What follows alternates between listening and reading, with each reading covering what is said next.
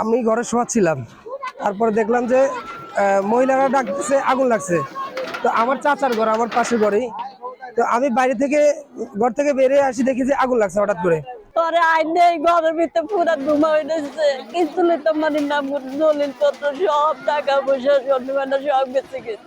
আরে ঘর বাড়ি সব পড়া গেছে কিনা, আমার ঘরের ভিতরে কিচ্ছু নাই, সব আমার থাকার মতো কিছু নেই। আল্লাহ আরে আকাশের নিচে আল্লাহ আর কিছু নেই, আকাশ কিছু নেই, আমার সব নিশ্চয় গেছে। এখন আমি আমার পিন্তনের কাপড় ছাড়া কিছু নেই। আমরা সংঘাত হওয়ার সাথে সাথে আমরা পাম্প সেটিং করে সেরে আমরা আগুনটাকে চতুর্দিকে ব্যারিকেড করে আমরা আগুনটাকে 1 ঘন্টার মধ্যে আমরা নিয়ন্ত্রণে নিয়ে এসে আগুন বাড়ার কোনো সুযোগ হয় নাই। আর পরবর্তী সময় আমরা 10 মিনিট পরে কিন্তু আগুন পুরোপুরি আমরা নির্বাপন করে ফেলছি। আনুমানিক আমরা 20 থেকে 25 লক্ষ টাকার মতো ক্ষয়ক্ষতি হতে পারে আনুমানিক। জি, আগুনের সূত্রপাত বৈদ্যুতিক শর্ট সার্কিট থেকে, ওই যে দেলার হোসেনের নামে যে বসতঘরটি ছিল ওই বসতঘর থেকে আগুনের সূত্রপাত।